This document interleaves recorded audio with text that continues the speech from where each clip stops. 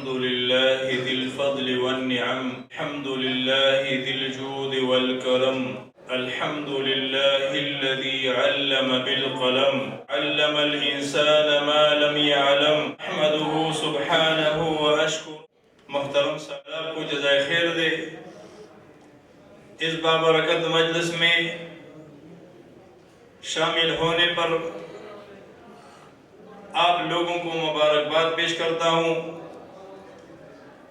میں تو اپنا بیان پشتو زبان میں کروں گا،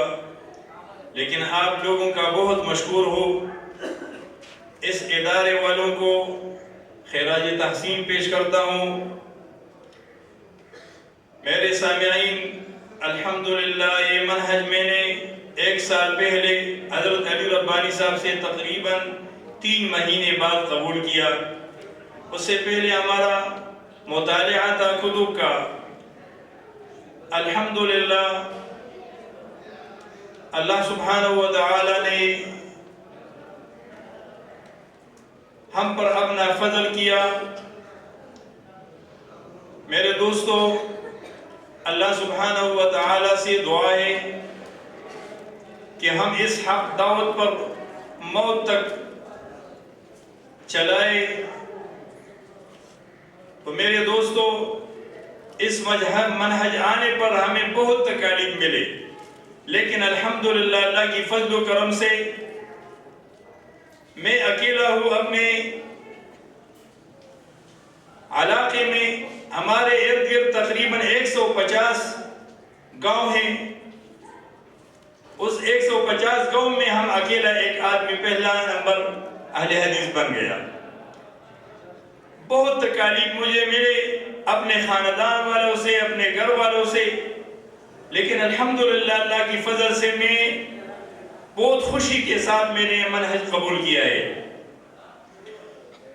تو آپ ناراض نہ ہو، میں پشتو زبان میں تقریر شروع کرنا چاہتا ہوں. محترمو، اللہ سبحانہ و تعالی تاسو یو ډیر پاک مجلس ته راوستی. دا د قرآن او د حدیث د اوریدو مجلس دی.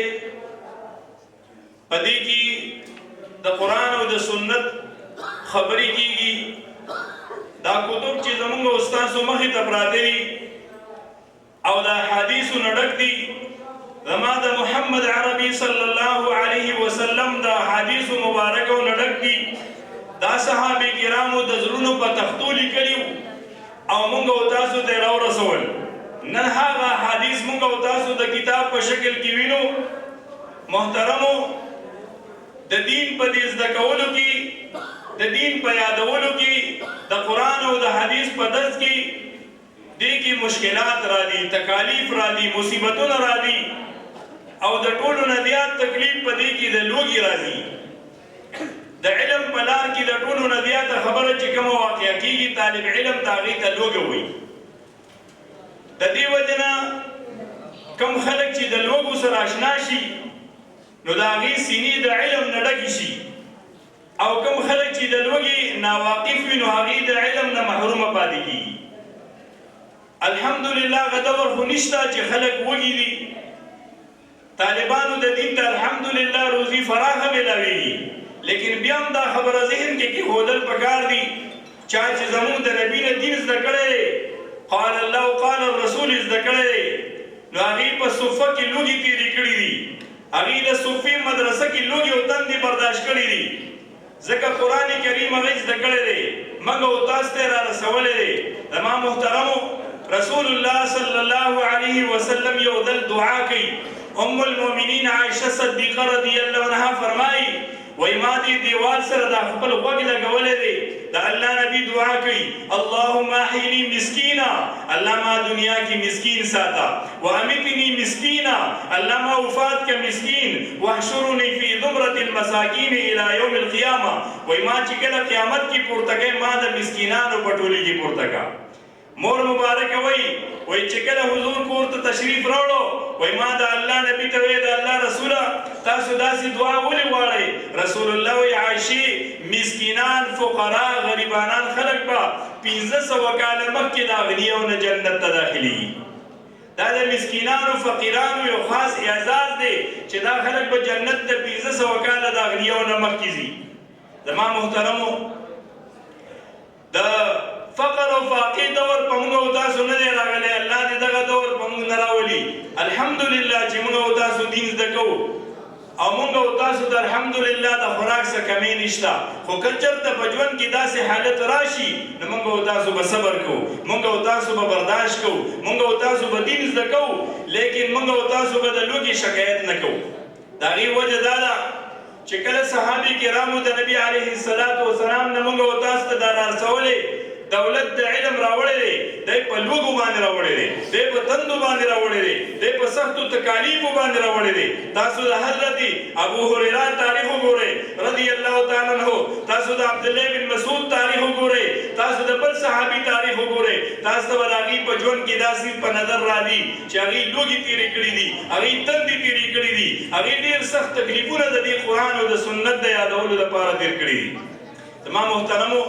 معلم د هغې خپله چې کوم دی لوږه برداشت کوي، محمد رسول الله لوږه برداشت کوي، او دغه معلم محمد رسول الله د دې لوږې په باره کې صحابه کرامو ته هم د صبر تلقین ورکوي چې تاسو به صبر کوئ او په دې لوږه او تنده کې به هم دغه قرآن او سنت یادوئ او دا به زده کوئ او دا به امت ته رسوئ. زما محترمو دغه لوږې خو په موږ نه دي راغلي ګورئ، او الله دې دغه لوږې په موږ او تاسو باندې نه راولي. قرآن کریم کې الله رب العالمین فرمایي وای زما دوستان چې کوم دي زما دپاره خلکو باندې خوراک کوي، زما د رضا د حاصلولو لپاره ویطعمون الطعام علی حبه مسکینا ویتیما واسیرا، په اسیرانو باندې په مسکینانو باندې فقراو باندې خوراک کوي. نن دا مدارس الحمدلله دا یو داسې ادارې دي چې دوی په مسکینانو باندې فقراو باندې دوی باندې چې کوم دی خوراکونه کوي، علم پې زده کوي، او موږ او تاسو ته دغه دین چې موږ او تاسو ته میلاویږي دا د دې طلباو د دې سختو مشقتونو د برداشت کولو د وجې نه میلاویږي. زما محترمو رسول الله صلی الله علیه وسلم د صحابو د ټول نه لومړی معلم او د هغې شاګردان د رسول الله صلی الله علیه وسلم د ټولو نه اولین شاګردان د قرآن او د سنتو. د قرآن زده کوونکي صحابه کرام او محمد رسول الله په خپل ډېرې سختۍ تېرې کړي دي، ډېرې لوږې برداشت کړي دي. د دغې سختو لوږو د وجې نه موږ او تاسو ته قرآن راغلی دی، د دغې تکلیفونو تېرولو د وجې نه موږ او تاسو ته دا سنت د نبي علیه السلام میلاو شوي دي. نو چې موږ او تاسو په دې عصر کې دغه سنت د سینو سره لګو کړو، امت ته یې ورسو او د رسول الله صلی الله علیه وسلم هغه سنت په امت کې عام کړو. زما محترمو د رسول الله صلی الله علیه وسلم باره کې راځي وای د الله نبی یو ورځ د اختر د مانځه دپاره د کوره بهر وځي چې کله روان شو یو څو قدم یې واغستل، دروازې ته ورغلی لاندې دی، وروستو نه آواز کېږي یا رسول الله ته خو د اختر مانځله ځي خو ما د ډوډۍ سغم که زه د 2 ورځو نهری یم. رسول الله مخ راواړو وی کتل عائشه صدیقه ولاړه ده، د ابوبکر بچی ولاړه ده، محمد رسول الله بیبي مبارکه ولاړه ده. رسول الله ورته وی عائشه وی د جنت دروازه ټکوا، دا ورته وی یا رسول الله د جنت دروازه څه شی دی چې وټکوم؟ وی ما کړه لوګي تیروا دا د جنت دروازې ټکول دي. ام المؤمنین ته رسول الله وی لوګي تیروا. د الله نبی عیدګاه ته تشریف یوړو چې کله منبر باندې ودرېدو خطبه لولي، خطبې دوران کې وی ملګرو که چا نن د اختر دپاره څه تیاری کړې وي، ما نن د مدینې مسکینان ډېر نهر لیدلي دي، نن د مدینې مسکینان ځان سره طعام ته کېنوئ، دسترخوان ته کېنوئ، لوګي ځان سره چې کوم دی هغه دسترخوان ته کېنوئ. دا خبره چې رسول الله د منبر د پاسه وکړه، خوا کې یو ملګری ناست دی عبدالله بن مسعود رضی الله تعالی عنہ نامې ده، سلګۍ ووهلې په سلګو یې وجړل. د الله نبي وکتل وی یا عبدالله بن مسعود ولې دې وجړل؟ وی یا رسول الله نن چې سحر د کور راوتمه نو زما بیبي هم نهاره وه او زما بچي هم نهارو، ما بیګانۍ شپه د اختر د خپلو بچو سره په ناره تېره کړې. زما محترمو رسول الله چې کله د اختر د مانځه نه فارغ شو داسې ګوري یو طرف ته بل طرف ته نظر واړو، یو ملګری پوښتنه کوي یا د الله حبیبه تاسو چاپیره ولې ګورئ د الله نبی فرمایي هر اختر کې به ما له زما بچي راتلل حسن او حسین راتلل نن هغه د جنت سرداران زما په خوا کې نه ښکاري زه چې د خپلې لور نه تپوس وکړم فاطمې م دلته ما نه حسن او حسین ولې راونه لېږل رسول الله را روان شو د فاطمې ورله راغی ور یې وټکو دننه اواز کېږي څوک یې وایي ستا باباجان محمد رسول الله دی فاطمې دروازه کولو که رسول الله دننه ورغی تپوس کې فاطمې وایي زما بچي کوم ځای دي زما نوسي کوم ځای دي هغه ورته وایي باباجانه وایي دننه په کوټګۍ کې ناست دي وایي زما بچي ولې بهر ته نه راوځي وایي یا رسول الله نن د اختر دې مبارکې ورځې ته وګوره نن د ګاونډیانو ماشومانان منکر راله وایي ما چې وکتل د هغې ښکلې ښکلې جامې وي پیزار یې په خپو خو چې کله مې ستا بچو ته مخ راواړو ای د الله رسول نه جامې شته او نه پیزار شته نو ستا بچو ما ته داسې ووي چې ای زمونږ مورې نن مو خپل باباجان له عیدګاه ته مه لېږه هسې نه چې زمونږ د شلېدلو جامو خپیاب له خپو ته وګوري زمونږ د اختر خوشحالي به زمونږ په باباجان په غم بدله شي خیر دې مورې نن به موږ د اختر دا ورځ په دې خپله جونګړه کې تېره کړو موږ نن عیدګاه ته باباجان نه مه لېږه نن دې بچو راته ژړلي دي ستا د بچو په ژړا مې ژړلي دي د الله نبي ور منډې کړې ویل کوم ځای دي زما بچي حسن او حسین بهر ته راووتل رسول الله غېږ کې ونیول فاطمه هم جاړي رسول الله هم جاړي حسن او حسین هم جاړي د الله نبي ورته فرمایي عایشې جاړه وایي فاطمې جاړه چې کله د کور راوتم نو عایشې هم ژړل ستا مور هم ژړل او عایشې دې وجې نه ژړل چې وږې وه وږې وه د خوراک سې نه موندل او ورته وایي فاطمې مه جاړه نن خو د اختر د خوشحالۍ ورځ ده زما ورو دا د رسول الله د معلم د صحابو کور دی ورې ها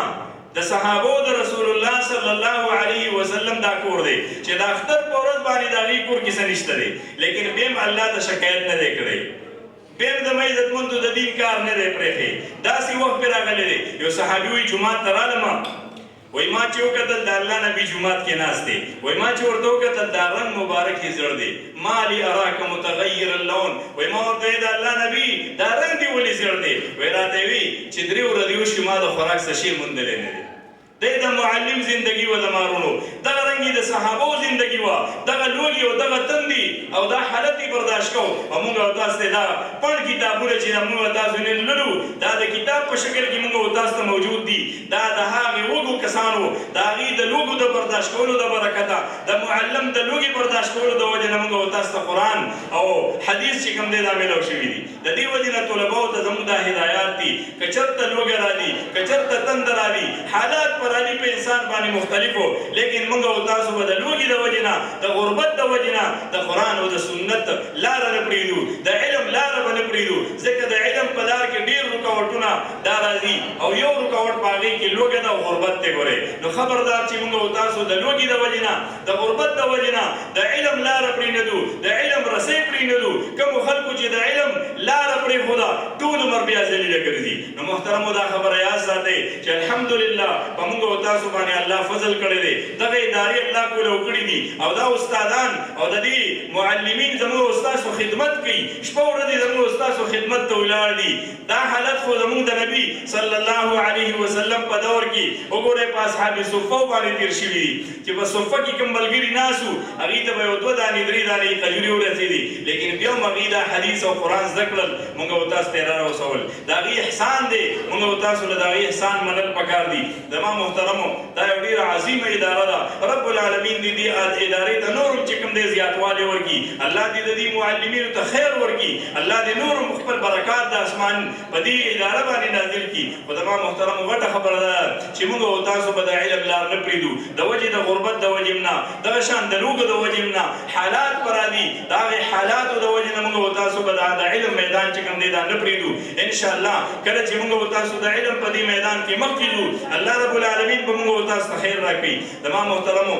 زما درخواست دی ټولو ملګرو ته چې الحمدلله الله رب العالمین په تاسو فضل کړی دی کرم یې کړی دی مهرباني کړې ده تاسو به انشاءالله ښه په کلکه باندې په دې اداره کې د علم میدان کې چې کوم دی خپل قدم دا به مضبوط ساتئ او انشاءالله مخکې به دی الله د دې ادارې ته او د دې ملګرو ته او د دې اساتذو ته او طلباو ته خیر ورکړي د دنیا او د آخرت او آخر دعوانا الحمدلله